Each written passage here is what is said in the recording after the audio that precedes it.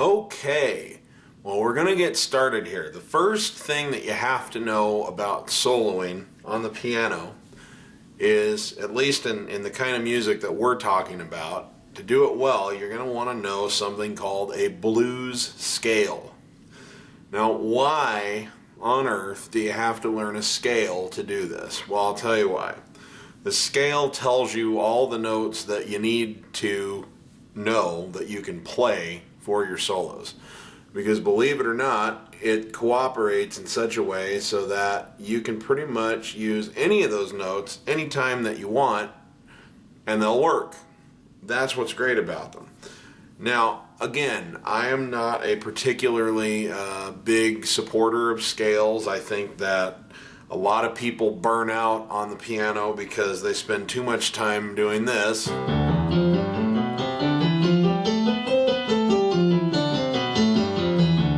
And not enough time playing what they really want to play. And I don't think that's always all that important. But in this case, you really do need to know the notes of the blues scale because you've got to have some basis for what to play when you're making up a solo. So I'm going to teach you the blues scale first, and then we're going to talk about how to formulate a solo, and I'm going to give you some examples, and then we're going to have some tracks played for you to be able to practice with. So we're going to be in the key of C here, and I will put supplementary material out in the future that expands into other keys, but I think that with this being an intro video, it's too complicated to try to teach you all these different keys. Remember, on the guitar, for example, you can teach somebody in one position and then they can just move their hand up the fretboard and do the same thing, okay? But that's not how it works in the piano. To an extent it does. The same is true, or the same set of half steps and whole steps are played, but the blues scale looks a lot different in the key of C than it does, say, in E flat, because in one you're going like this, but in E flat it's like this. Excuse me, I didn't even play it right, see? Now that's a lot different collection of notes. Because of where the black keys and the white keys are, you're not just, the pattern feels different. So you need to learn it in all the keys that are important to you. I will put out supplementary materials that will help you learn the blues scale and the other notes, and the other keys rather, as time goes on. But the fundamentals, I think you should stick with C and learn them, because then you'll be able to take that basic concept and apply it to other things. So let's talk about it. The blues scale looks like this.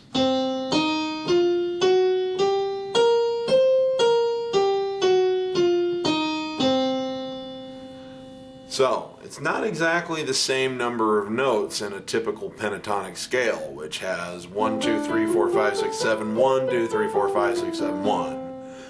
Okay, this is 1, 2, 3, 4, 5, 6, 7, except 7 is 1. So it's actually 1, 2, 3, 4, 5, 6, 1, 2, 3, 4, 5, 6, 1. Because those are your root notes in C. So let's look at the notes. I'm going to slow it down and show you what they are. You have your 1, which is a C. The next note is a minor third, which in this case is an E flat. The next note is your perfect fourth, which is an F in this case. The next note is the tritone, which in this case is an F sharp. The next note is your fifth, which is a G in this case. And then you have your minor seventh, which is a B flat in this case. And then you're back to your tonic note of C, only an octave higher. And then back down, you have your minor seventh, the B flat, your perfect fifth, which is a G. And then the F sharp, which is the tritone. The perfect fourth, which is the F. The minor third, which is an E flat. and then your tonic again, which is a C. So again, that collection of notes is, in this case, I'll just say them out loud: C, E flat, F, F sharp, G, B flat, C, B flat, G, F sharp, F, E flat, C. Now, I'm going to show you a fingering that I use if I'm going to play it all. It's not that important, really, because you can do this however it feels right to you. I'm not giving you this scale so that you can just sit down and play it through, you know, 1,000 times. I'm giving it to you so you know the notes. But if you want to play it through, a smooth way to do it for me is thumb on C. I play the E flat with my index finger. I roll my thumb under and play the F with my thumb.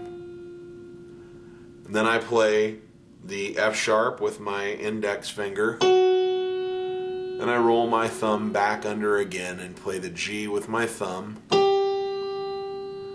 And then I play the B flat with my index finger. And then I play the octave C with my middle finger, my middle finger. My long one. There we go. And then I'm right back to the B flat with my index finger. Then down to a G on my thumb. And then I wrap my hand around and play an F sharp with my middle finger. I put my thumb down on F. Wrap around again with my middle finger on E flat. And then put my thumb down on C. So what that allows me to do, you get in the habit of kind of rolling your hand around a little bit, but it allows you to glide up through it.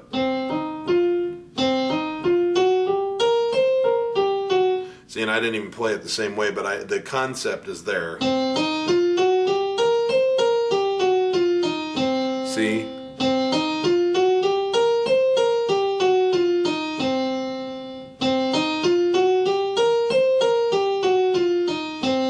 Allows me to move my way up and down that really smoothly.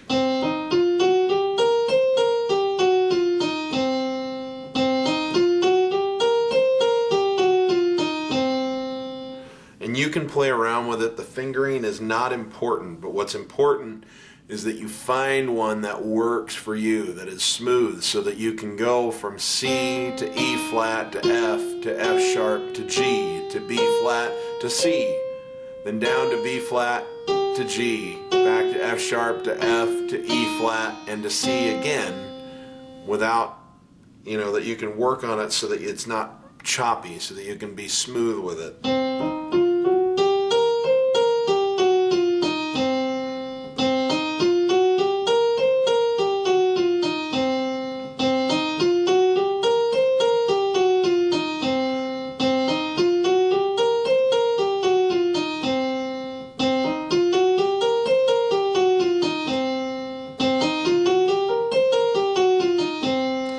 As you work on it, you can get it going pretty quick.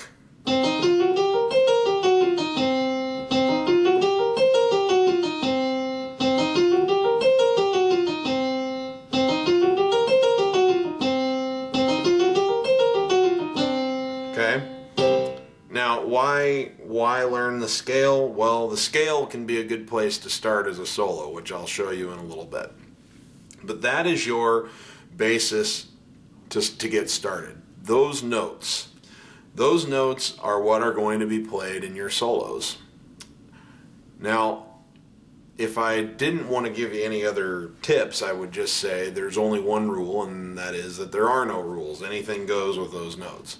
However, there are some things that are useful to know. I think that one mistake a lot of people make when it comes to trying to improvise is that they get caught up in how many notes they're playing rather than finding interesting rhythms to play.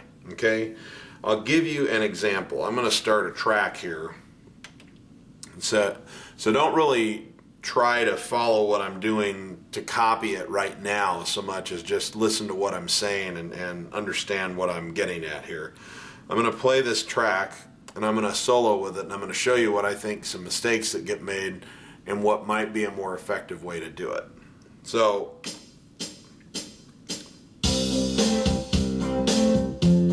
a lot of people are really concerned about playing lots of notes, so they sit down and they go,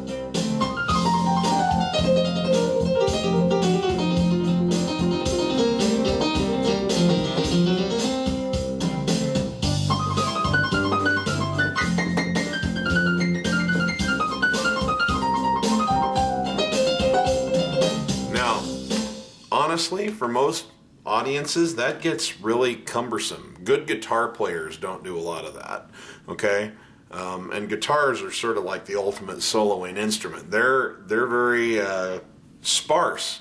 Less can be more. What is interesting about it is rhythm. Now I'm going to take this same track and I'm going to play no more than 2 notes, okay? I'm just going to pick the C and the E flat, okay? And I'm going to make a solo out of just those 2 notes. But I'm going to play around with the rhythms, and I think it's going to be a more effective solo than that bunch of that I just did. So here we go.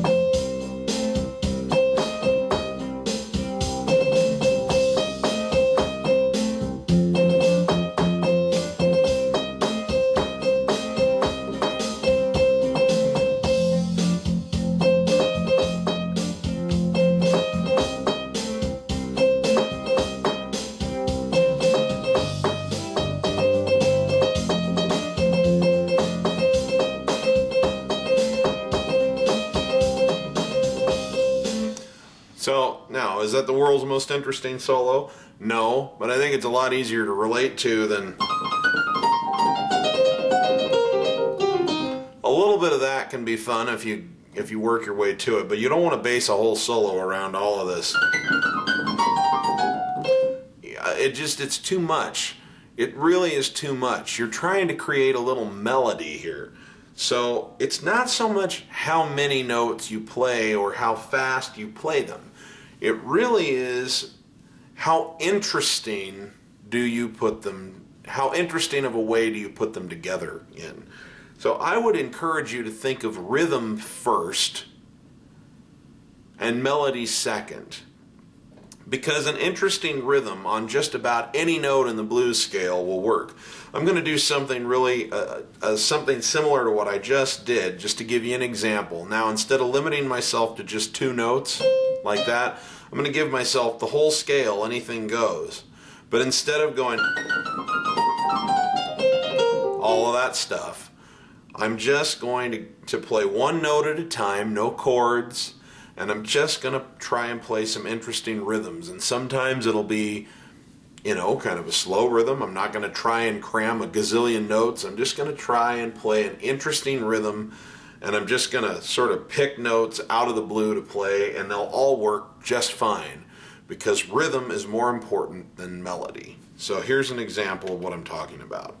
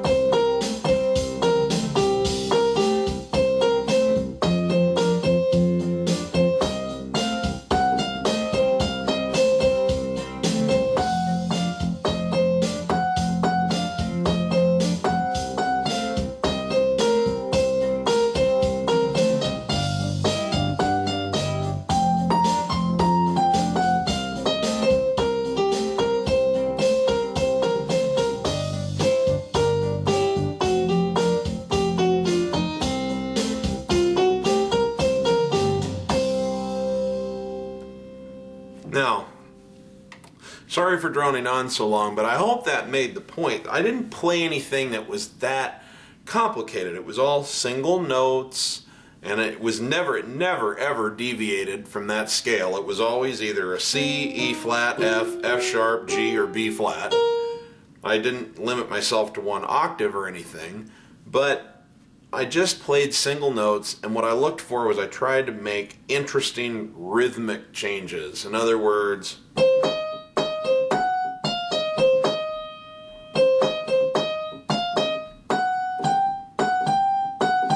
that's part of what helps people get into a groove with it and enjoy it. And it's much more accessible for people's brains than to just spend the whole time trying to show that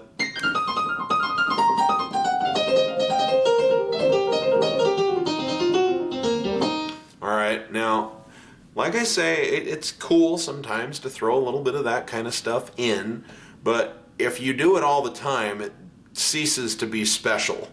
So I would encourage you to think of less is more most of the time. And then I would save, once you've worked your chops up so that you can do fun little cadenzas and things like that, I'd save that so that when you do it, it's really effective, as opposed to kind of wearing people out on it. So that's the first concept I want you to get in touch with, is less is more. And second, rhythm is more important than melody. Okay? Now, different kinds of music are going to lend themselves to different kinds of rhythms. So in the next section, what we're going to talk about a little bit is we're going to examine the difference between something that has a little swing to it and something that's going to be really straight. And we're going to give you some rhythmic ideas that you can play with. So we will start that in just a moment. I hope that this has all made sense and that you can get some use out of it. In review, we just learned the basic blues scale, which, as we learned, is going to be C, E flat, F, F sharp, G, B flat, then back to C, then back down, B flat, G, F sharp, F, E flat, C. That is your basic C blues scale, and those are the only notes you need to worry about to play a solo in rock or blues music. The only notes. If you're in the key of C, that's all you've got to learn. And the same would be true if we were in A or D. If you know the A blues scale or the D blues scale, those are the notes you need to know to play an effective scale, or to play an effective solo rather, or make an effective fill. They're the only ones that you have to worry about. It really simplifies the process. So where your creativity comes in is not so much what notes you play, but more in the way that you play them. In other words, the rhythm, the combinations. So we'll get into, in the next section, what we're going to talk. We're going to look at the different types of music, both swing patterns and straight patterns. And then when we're in there, we're going to look at different ideas and different tips and tricks that you can use that will open that up for you. We're gonna start on single notes, and then you'll be able to, over time, get to the point where you're playing bits and pieces of chords and combining the notes. So instead of just being like this, you can also be like this.